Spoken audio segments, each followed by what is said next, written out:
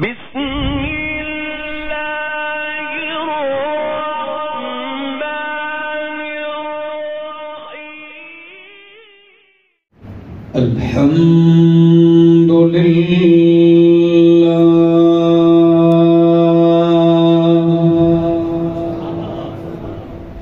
الحمد للہ رب العالمین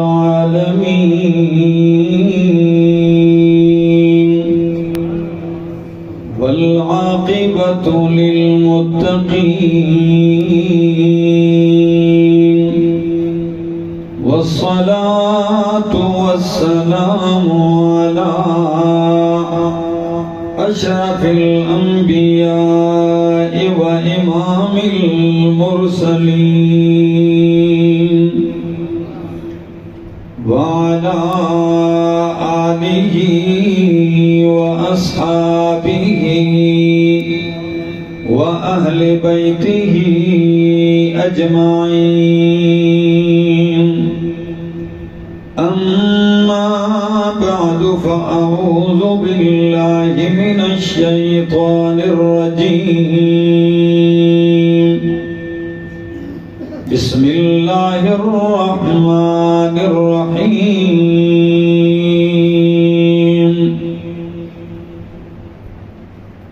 يا أيها الناس ضرب مثل فاستمعوا له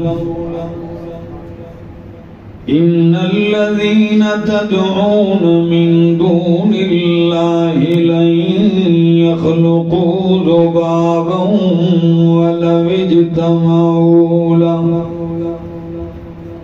وإن يسلبهم الذباب شيئا لا يستنقذوه منه ضعف الطالب والمطلوب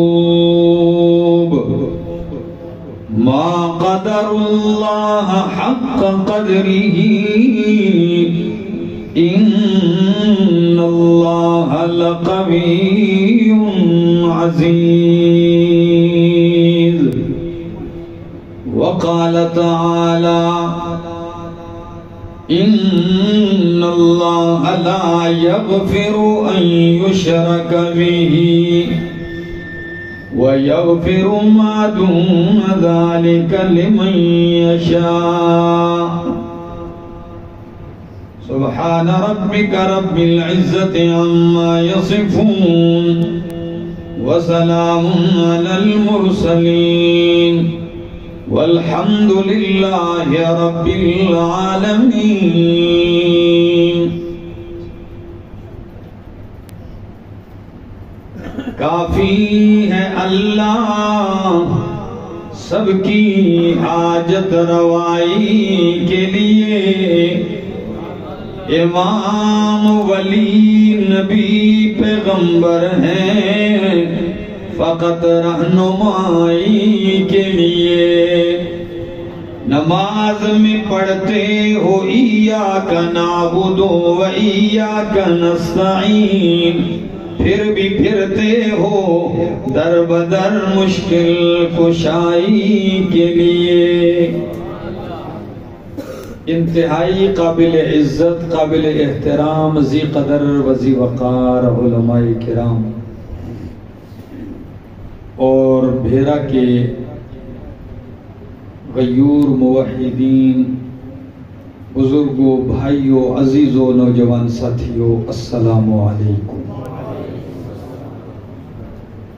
مجھ سے قبل آپ نے علماء کرام کے بیانات سنے اور اس محفل کے روح رواں موحدین کے قائد اور مرشد شیخ القرآن والحدیث استاذی المکرم حضرت علامہ مولانا محمد طیب طاہری صاحب حفظہ اللہ تعالی ورعاہ مختصر سی اور جامع گفتگو آپ کے سامنے فرمائی ہے. میں زیادہ وقت نہیں لوں گا کیونکہ وقت پہلے ہی زیادہ گزر چکا ہے. اور میں جب بھی آپ کے پاس آتا ہوں تو میرا نمبر جب آتا ہے تو پھر مجھے دو کام کرنے پڑتے ہیں، آپ کو جگانا بھی پڑتا ہے اور سنانا بھی پڑتا ہے۔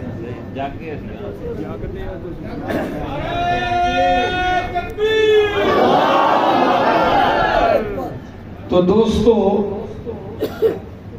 حضرت مولانا مفتی عبدالرؤف صاحب حفظہ اللہ تعالی اور مولانا قاری محمد اشرف صاحب اور ان کے فرزندان حافظ سہیل صاحب اور حافظ انس صاحب، ان کی محبت اور خلوص ہے، کوشش ہے کہ سال کے اندر 6 مہینے 7 مہینے بعد کوئی ایسا موقع تلاش کرتے ہیں کہ آپ کو اکٹھا کیا جائے اور کسی بہانے آپ کو رب کا قرآن اور اللہ کی توحید سنائی جائے۔ تو کیا توحید سننا پسند کریں گے؟ تو سننا چاہتے ہیں، بولو سبحان اللہ۔ میرے دوستو، لفظ توحید اتنا میٹھا بول ہے، اتنا میٹھا کلمہ ہے کہ ہر بندہ چاہتا ہے کہ میں موحد ہوں اور مجھے موحد کہا جائے، مجھے مشرک نہ کہا جائے۔ لیکن مسئلہ توحید اتنا کڑوا ہے کہ جب بیان کیا جاتا ہے تو اس کی کڑواہٹ کئی لوگوں کو ہضم نہیں ہوتی۔ دوائی عموماً کڑوی ضرور ہوتی ہے، لیکن جب وہ حلق سے اتر جائے تو اس کا اثر شفا کی صورت میں، علاج کی صورت میں بڑا اچھا ظاہر ہوتا ہے۔ تو جن لوگوں کے دل میں مسئلہ توحید اتر چکا ہے، اللہ گواہ ہے، جتنی بھی لمبی تقریریں کوئی کر لے، لیکن اگر بیچ میں رب کی توحید نہ سنائے تو ان کو مزہ نہیں آتا۔ وہ کہتے ہیں توحید ہی نہیں سنائے۔ سارے انبیاء کا اتفاقی مسئلہ ہے، وہ مسئلہ توحید ہے۔ کیا ہے؟ لوگ کہتے ہیں اس مسئلے پہ چاروں ائمہ کا اتفاق ہے، اس مسئلے پہ محدثین کا اتفاق ہے، اجماعی ہو گیا، اس پہ علماء کا اتفاق ہے، اجماعی ہو گیا، اس پہ صحابہ کا اتفاق ہے۔ میں کہتا ہوں مسئلہ توحید پہ 1.25 لاکھ انبیاء کا اتفاق اور اجماع ہے۔ یہ وہ اجماعی عقیدہ ہے جس سے بڑھ کر کوئی اجماعی اور اتفاقی عقیدہ اور ہے ہی کوئی نہیں۔ یہی وہ اہم مسئلہ ہے جس کے لیے اللہ نے مجھے اور آپ کو پیدا کیا ہے۔ اور قرآن کیا کہتا ہے سورہ ذاریات میں؟ وَمَا خَلَقْتُ الْجِنَّ وَالْإِنسَ إِلَّا لِيَعْبُدُونَ۔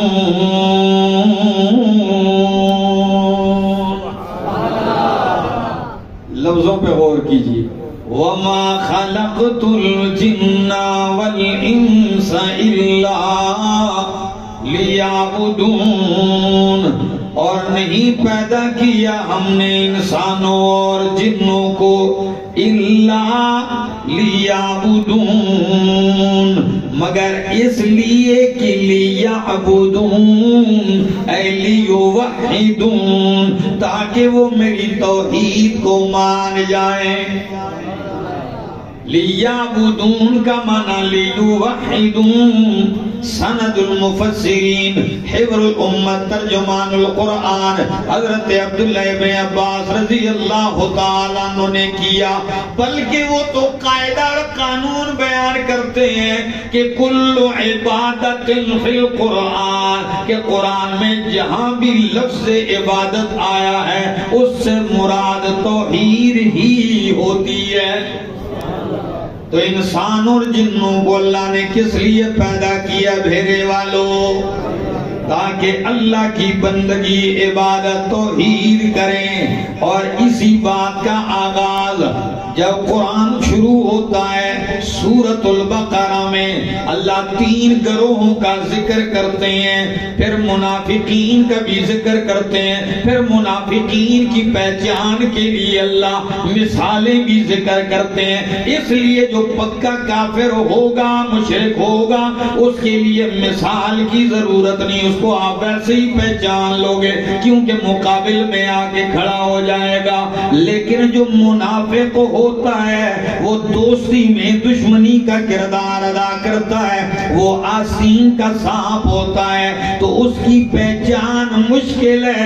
اس لیے اللہ نے اس کی مثالیں بیان کر کے اس کی پہچان کروائی ہے. بلکہ سورۃ توبہ پڑھی ہے کہ نہیں پڑھی؟ بڑی تفصیلی سورت ہے سورۃ توبہ.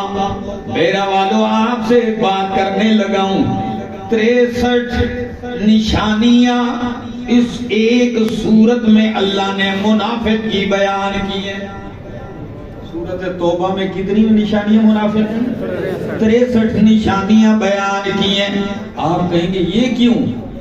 نبی علیہ السلام کی عمر مبارک کتنی تھی اور منافق کی نشانیاں بھی 63 بیان کی ہیں. یہ اشارہ تھا کہ ان سے جان چھوٹے گی، یہ چلتے رہیں گے موت تک، یہ آپ کے ارد گرد ہوتے رہیں گے، آپ داعی بنیں گے، ان سے واسطہ پالا پڑتا رہے گا. لیکن جب یہ مثالیں بیان کرنے کے بعد قرآن پھر کیا کہتا ہے؟ یا ایوہ الناس، اے لوگوں، اعبدوا ربکم الذی خلقکم. یا ایوہ الناس، اے لوگوں، اعبدوا ربکم الذی خلقکم، بندگی کرو اس رب کی جس نے تمہیں پیدا کیا. تو ادھر بھی بندگی کا حکم دیا، اعبدو ساری انسانیت کو. اور جب آپ نماز میں آ کے کھڑے ہوتے ہیں تو اس وقت بھی کیا کہتے ہیں؟ ایاک نعبد و ایاک نستعین. یہ نہیں فرمایا نعبدک و نستعینک، یہ نہیں کہا. آپ کہیں گے اس کا کیا معنی ہے؟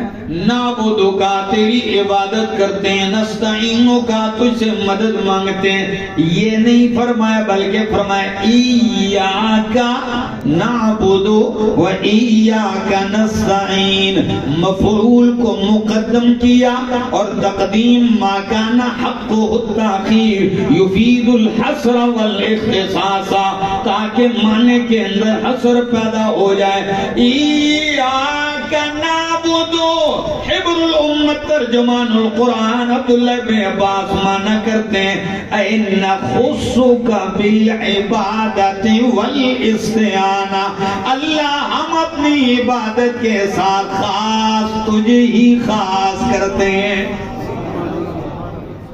خاص تیری ہی عبادت کرتے ہیں، خاص تجھ ہی سے مدد مانگتے ہیں. اور پھر عبادت 3 قسمیں عبادت کی، بلکہ میں آسانی کے لیے کہہ دیتا ہوں 4 قسمیں عبادت کی تاکہ ذرا اور کھل جائے. کتنی قسمیں؟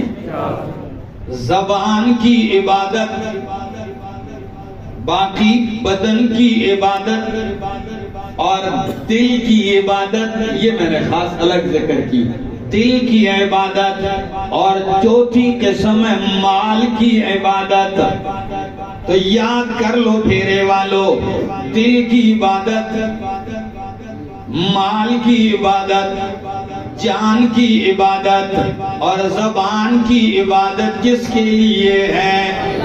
یہ باقی 3 تو آپ سنتے ہیں اور اکثر پیش کیے جاتے ہیں. کس انداز سے؟ التحیات للہ والصلوات والطیبات. جب آپ التحیات بیٹھتے ہیں، قادے پہ بیٹھتے ہیں تو کیا کہتے ہیں؟ التحیات للہ اللہ اکبر. ساری زبانی عبادتیں کس کے لیے ہیں؟ والصلوات، ساری بدنی عبادتیں اللہ ہی کے لیے. والطیبات، اور مالی عبادتیں اللہ ہی کے لیے. پھر قرآن دوسرے مقام پہ کہتا ہے قل، میرا پاک پیغمبر صلی اللہ علیہ وسلم ذرا اعلان کر کے کہہ دیجئے ان صلاتی و نسکی و محیایا و مماتی للہ رب العالمین.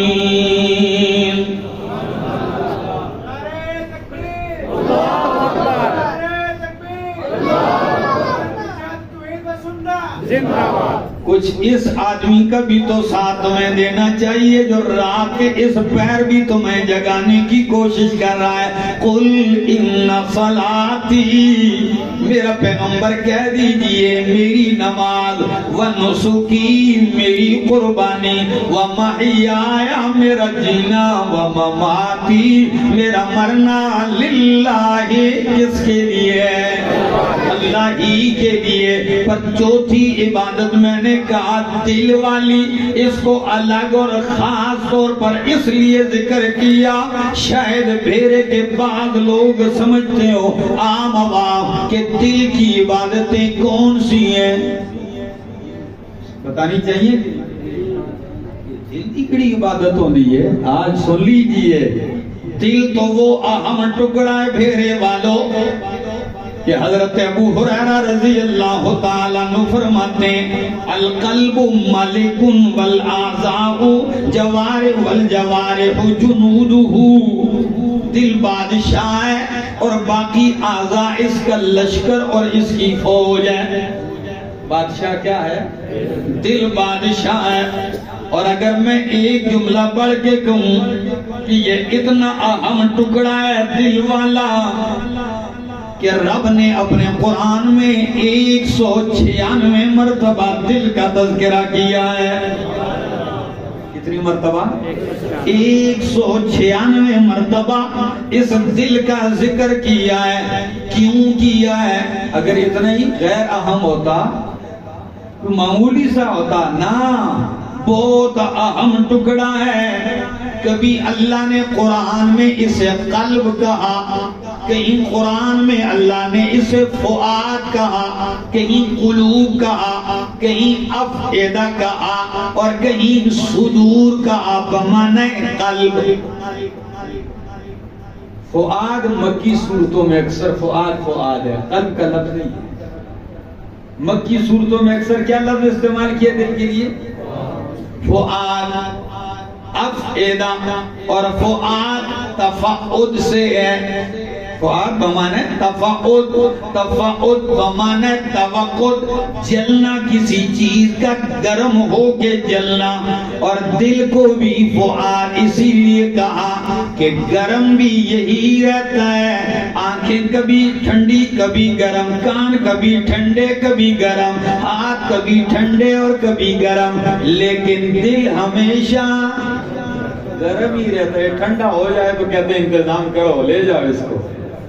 یہ ہمیشہ گرم رہتا ہے، جلتا رہتا ہے. اور یا یوں کہوں کہ عموماً غموں کی وجہ سے بھی یہ جلتا رہتا ہے. کہتے ہیں فلاں میرا دل ساڑیا، تو آگ اس میں لگی رہتی ہے، پورے بدن میں خون کی سپلائی کرتا ہے. اور دلوں کے طبیب امام الانبیاء محمد رسول اللہ صلی اللہ تعالی علیہ وسلم کیا فرماتے ہیں؟ الا ان فی الجسد لمضغہ اذا صلحت صلح الجسد کلہ واذا فسدت فسد الجسد کلہ. لوگو سن لو، بدن میں ایک لوتھڑا ہے، جب وہ ٹھیک ہو جائے تو پورا بدن ٹھیک ہو جاتا ہے، اگر وہ بگڑ جائے پورا بدن بگڑ جاتا ہے. الا وہی القلب، وہ کیا ہے؟ وہ دل ہے. کیا ہے؟ اس میں ہڈی کوئی نہیں ہے، بالکل نرم ہے. سخت ہو جائے تو اللہ فرماتے ہیں پتھر سے بھی زیادہ سخت ہے جی. اور یہی حال زبان کا ہے, ہڈی اس میں بھی نہیں ہے, لیکن جب چلتی ہے تو کبھی کبھی تلوار سے زیادہ سخت چلتی ہے اور کاٹ کے رکھ دیتی ہے. تلوار تو زخم بدن پہ لگاتی ہے اور زبان کا زخم جراحات السنان لہتیام, جراحات السنان لہتیام ولا یلتام ما جرح اللسان.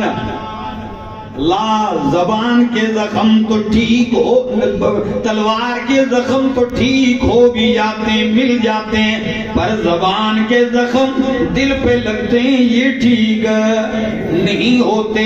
اسی لیے زبان کنٹرول کرنے کے لیے اللہ نے اس کے باہر چاروں طرف 32 تالے لگائے ہیں. ہر چیز کے لیے ایک تالا کافی ہے, لیکن زبان کے لیے دانتوں کے 32 تالے. لیکن یہی بغیر ہڈی کی تلوار جب چلتی ہے 32 تالے توڑ کے اگلے کا کلیجہ چیر دیتی ہے. لوگ کہتے ہیں زبان کے تو الفاظ ہیں, یہی الفاظ تو تباہی کر دیتے ہیں نا, کیا خیال ہے؟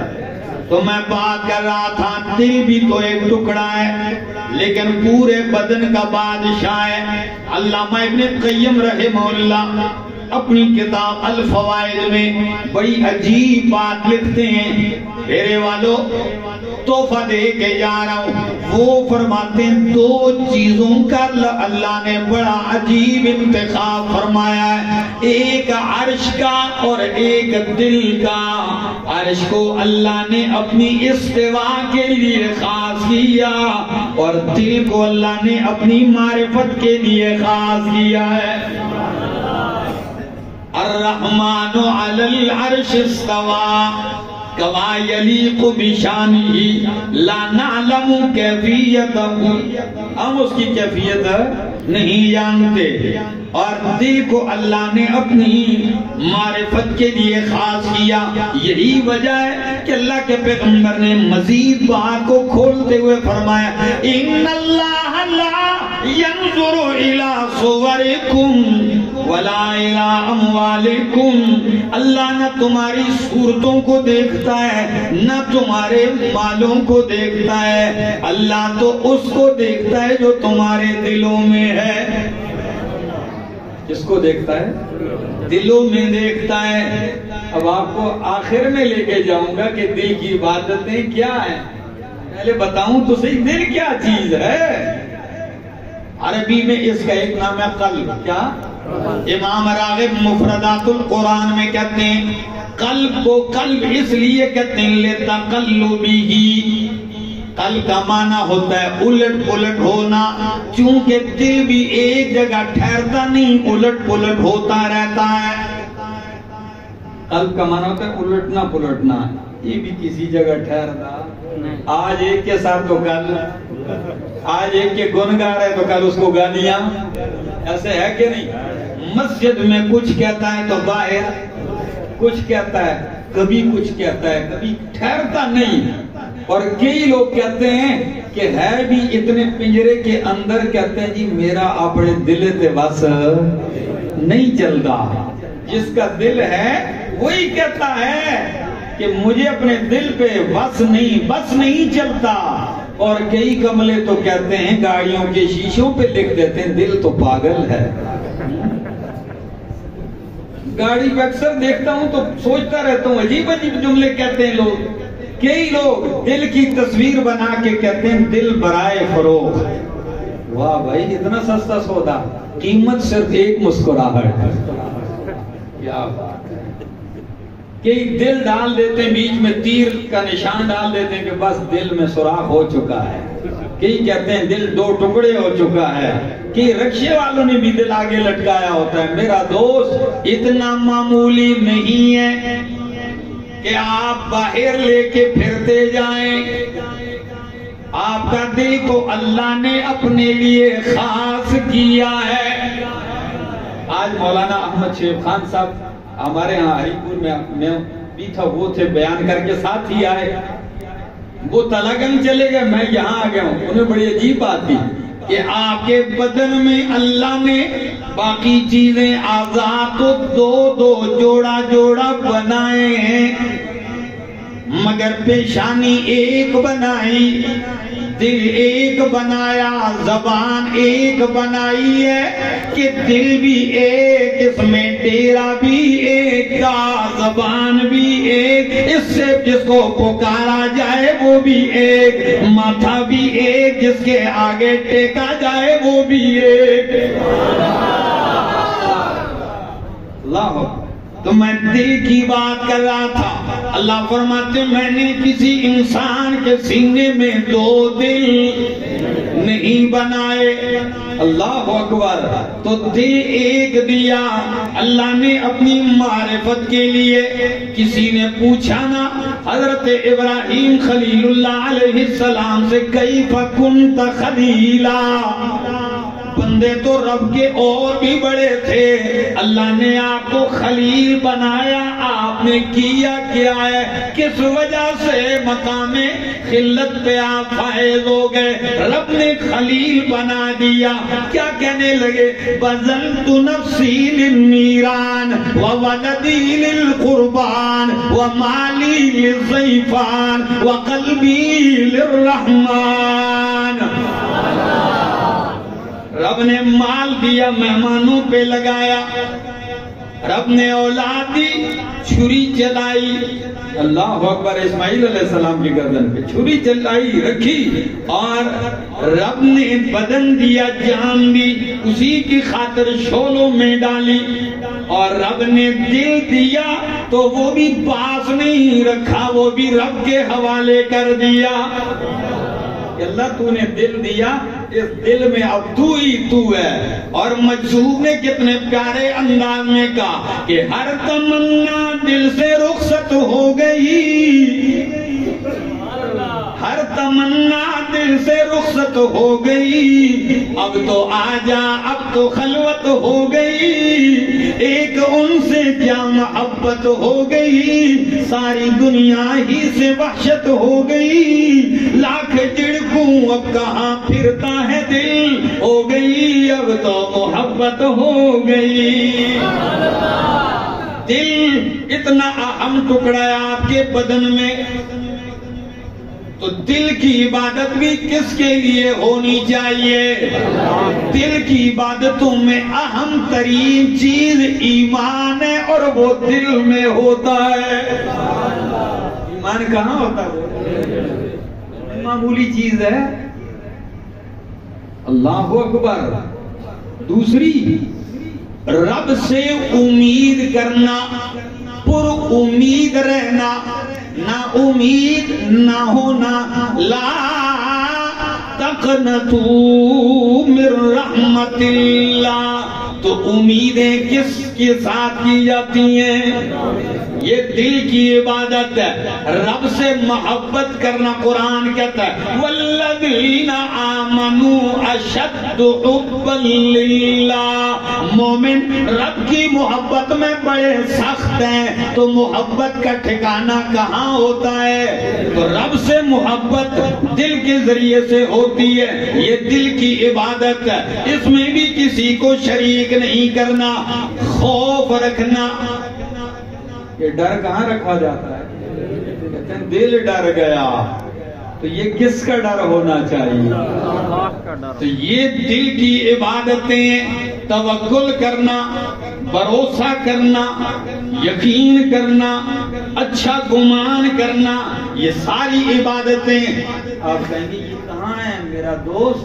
یہ ساری حدیثوں میں ہے. توکل عبادت ہے، قرآن نے ذکر کیا ہے. تو توکل کس کے ذریعے ہوتا ہے؟ دل کا بھروسہ ہے. حسن ظن، اللہ پر گمان. قرآن کہتا ہے وَمَا ظَنُّكُمْ بِرَبِّ الْعَالَمِينَ. لوگو تمہارا رب العالمین کے بارے میں کیا گمان ہے؟ تو گمان بھی بہت بڑی اہمیت کی چیز ہے. اور حدیث سنانے لگا ہوں بھیرے والوں, اللہ کے محبوب پیغمبر صلی اللہ تعالی علیہ وسلم فرماتے ہیں ان حسن الظن باللہ تعالی من حسن العبادہ, اللہ پہ اچھا گمان رکھنا بہترین عبادت ہے. تو گمان کہاں رکھا جاتا ہے؟ یہ ساری دل کی تو عبادت ہے میرا دوست. اور اللہ بھی فرماتے ہیں حدیث قدسی ہے انا عند ظن عبدی بی, میں اپنے بندے کے ساتھ ویسا ہی معاملہ کرتا ہوں جیسا وہ مجھ سے گمان رکھتا ہے. تو ان ظن بی خیرا فلہ خیر, اگر گمان اچھا کرتا ہے تو میں اس کے ساتھ معاملہ بھی ویسا ہی کرتا ہوں. وَإِن ظَنَّ بِي شَرًّا فَلَهُ, اگر وہ گمان اچھا نہیں تو معاملہ جیسے وہ گمان کرے گا اسی طرح ہوگا. ایک صحابی تھے, بیمار تھے, واصلہ بن اسقر رضی اللہ تعالی.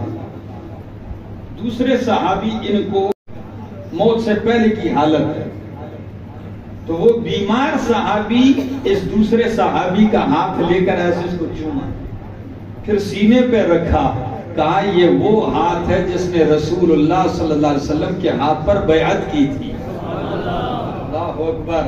اور جب یہ بیعت ہو رہی تھی, بیعت الرضوان جسے کہتے ہیں, تو اس وقت اللہ کو یہ ادا غیرت کی اتنی پسند آئی, فرمائے ید اللہ فوق ایدیہم, ان کے ہاتھوں پہ میں اللہ کا ہاتھ ہے.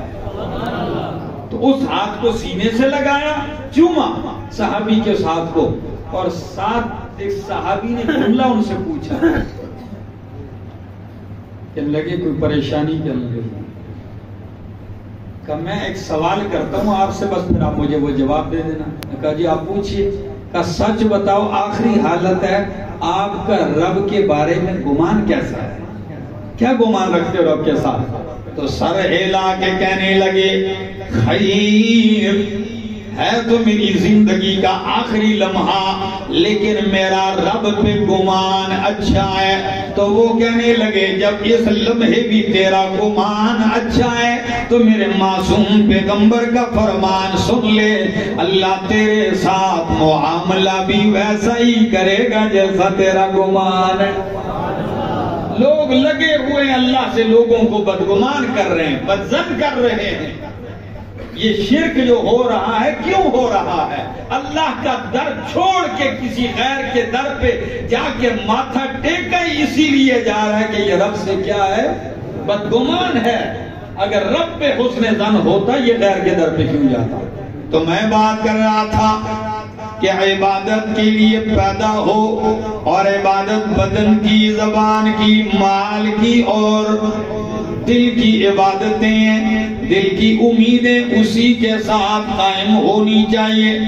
مرتے مر جا, رب سے نا امید اور مایوس ہونے کی گنجائش نہیں ہے. حضرت یوسف علیہ السلام گم ہو گئے ہیں, سال سال گزر چکے ہیں, لیکن یعقوب علیہ السلام بیٹوں سے کیا کہتے ہیں, لا تیأسوا من روح اللہ, او میرے بیٹو اس مدت کو دیکھا جائے تو یوں لگتا ہے جیسے تم کہتے ہو قمیص خون میں رنگین کر کے آئے ہو.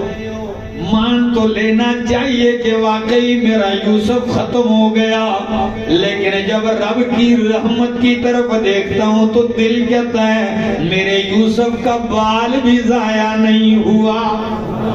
لا تیأسوا من روح اللہ, اللہ کی رحمت سے مایوس نہ ہو. آپ کہیں گے کیوں, کیسے مایوس نہ ہو؟ اس کی رحمت تھوڑی نہیں ہے, تیرے گناہ زیادہ ہیں تو اس کی رحمت کو بھی کبھی کوئی ٹھکانہ نہیں ہے. حدیث بخاری کی سنانے لگا ہوں, جھوم جاؤ گے, سنا دوں, سنیں گے کہ نہیں؟ سنیے, نبی علیہ السلام نے فرمایا رب نے اپنی رحمت کو 100 حصوں میں تقسیم کیا. کتنے حصوں میں؟ 100 حصوں میں تقسیم کیا. ایک حصہ رحمت پوری دنیا پہ تقسیم کر دی، 99 حصے رحمت کے اپنے پاس رکھ لیے، اس ایک حصہ رحمت کا عالم یہ ہے نبی امت سے محبت کرتے ہیں، یہ اسی ایک رحمت کا کمال ہے، امتی نبی سے محبت کرتے ہیں، استاد شاگرد سے، شاگرد استاد سے محبت کرتے ہیں، مائیں اولاد سے، اولاد ماؤں سے، والدین سے محبت، یہ دنیا میں جتنی بھی شفقتیں، رحمتیں، پیار، محبتیں، یہ اسی ایک درجہ رحمت کا کمال ہے۔ اللہ کے پاک پیغمبر نے مزید بات آگے بڑھاتے ہوئے فرمایا حتیٰ یہاں تک کہ گھوڑا اپنا پاؤں اٹھا لیتا ہے کہیں میرا بچہ نیچے کچل کے مر نہ جائے، یہ بھی اسی ایک رحمت کا حصہ ہے۔ جب اس ایک رحمت حصے کا یہ کمال ہے، جب قیامت کا دن آئے گا اللہ 99 حصے رحمت جو باقی ہے وہ بھی کھول کے رکھ دیں گے۔ اللہ اکبر۔ تو لا تیأسوا من روح اللہ، اللہ کی رحمت سے مایوس، لیکن ایک بات یاد رکھ لیجئے، ہر بندہ اس رحمت کا آس لے کے بیٹھ سکتا ہے کہ میری نجات ہو جائے گی، ایک بندے کے لیے اللہ نے دروازہ بند کر دیا، فرمایا ان اللہ لا یغفر ان یشرک بہ ویغفر ما دون ذلک لمن یشاء۔ میرے بھائیو ایک جملہ کہوں یاد رکھو گے، لوگ کہتے ہیں فلاں ایک بندہ نماز پڑھ بڑے تقوی کے ساتھ کھڑا ہے، بالکل گھنٹوں کھڑا ہے، لیکن نیت کیا ہے؟ یہ حاجی صاحب مجھے دیکھ لیں نماز اچھی پڑھتا ہے بس، اچھا اس لیے زیادہ عاجزی کے ساتھ نماز پڑھ رہا ہوں کہ فلاں دیکھ لے۔ سچ بتاؤ یہ عبادت قبول ہوتی ہے؟ اس میں کیا آ گیا؟ اتنا لفظ تو آپ سب کو آتا ہے، کیا آ گیا؟ ریاکاری، اس کو کیا کہتے ہیں؟ دکھلاوا۔ اور نبی اکرم صلی اللہ علیہ وسلم نے فرمایا دکھلاوا شرک اصغر ہے۔ کیا ہے؟ مزہ آئے گا اس جملے سے استدلال کا۔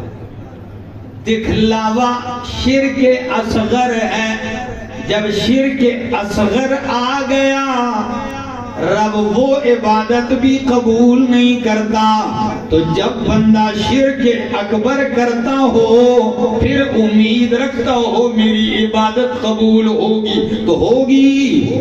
کبھی نہیں ہوگی۔ سچ بتاؤ، کسی مردے کے سامنے سجدہ کرنا، کسی زندے کے سامنے سجدہ کرنا شرک اصغر ہے کہ اکبر ہے؟ بولو۔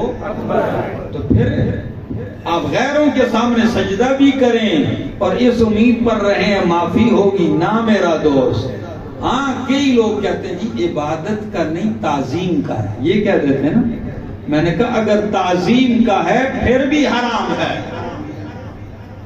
اس امت میں اللہ کے پاک پیغمبر صلی اللہ علیہ وسلم نے فرمایا اگر کسی انسان کے لیے دوسرے کا سجدہ جائز ہوتا تعظیم احترام کا تو میں بیوی کو حکم دیتا کہ وہ اپنے خاوند کو کیا کرے، لیکن اس کو بھی اجازت نہیں۔ پھر آپ جا کے دیکھ لیں، کبھی کبھی تو تعجب ہونے لگتا ہے کہ یہ نماز میں ایاک نعبد و ایاک نستعین کا نعرہ کہاں چلا گیا؟ 60 سال سے نماز میں یہی کہہ رہا ہے، التحیات بیٹھ کے پھر بھی یہی کہہ رہا ہے، التحیات للہ والصلوات للہ والطیبات۔ پھر قبر کے کنارے کھڑا ہے کہ خواجہ نہ دیں گے تو پھر کون دے گا؟ پھر قبر کے اوپر ماتھے رگڑ رہا ہے، سجدوں پہ سجدے کیے جا رہا ہے۔ میں تو اسی لیے کہتا ہوں کہیں نخل مرقد کی چھاؤں میں سجدے، کہیں مرنے والوں کے پاؤں میں سجدے، اشاروں میں سجدے، نگاہوں میں سجدے، یہاں اور وہاں خانقاہوں میں سجدے۔ ہو رہے کہ نہیں؟ اکبر الہ آبادی شاعر گزرا ہے، بڑا کمال کا شعر کہا ہے، کہتا ہے در خانقاہ پہ پڑا ہوں اکبر. خانقاہ پہ پڑا تھا. کسی نے کہا وہ کیوں؟ کہتا ہے در خانقاہ پہ پڑا ہوں اکبر، خدا ملے نہ ملے روٹیاں تو ملتی ہیں. یہ تو ہو رہا ہے. او میرا دوست، آئیے رب کے ساتھ یہ عہد کیجئے، اللہ تیری ذات و صفات میں کسی کو شریک نہیں کریں گے. پکار کے لائق کون ہے؟ غائبانہ پکارے سننے والا کون ہے؟ سمیع الدعا کون ہے؟ یہی تو وہ بات ہے جو اللہ کے پاک پیغمبر ابراہیم علیہ السلام اپنے باپ کو سمجھا رہے. کہتے ہیں یا ابت لما تعبد ما لا يسمع ولا يبصر ولا يغني عنك شيئا. کیوں ایسوں کی عبادت کر رہا ہے باجان؟ لا يسمع جو تیری، ولا يبصر جو تجھے دیکھ، ولا يغني عنك شيئا تجھ سے کوئی چیز دور بھی نہیں کر سکتے، تیرے کسی کام نہیں آ سکتے. بگڑیاں بنانے والا کون ہے؟ حاجتیں پوری کرنے والا. بس ہم تو یہی کہتے ہیں وہی آقا، وہی داتا، وہی مشکل کشا سب کا، وہی ایک غوث اعظم ہے. یہی للکار دیتا جا، اسی کے نام پہ مر لے، اسی کے نام جیتا جا، اسی کے نام کی میں ہو تو بھر بھر جام پیتا جا. رہے توحید میں گر ہو سمندر شرک کے حائل، لگا دے جست موجوں میں طوفانوں سے نمٹتا جا. وہ جلتے ہیں تو جلنے دو جو ہیں توحید کے دشمن، ندا وحدت کی قرآن سے گلی کوچوں میں دیتا جا. زندگی باقی ملاقات باقی.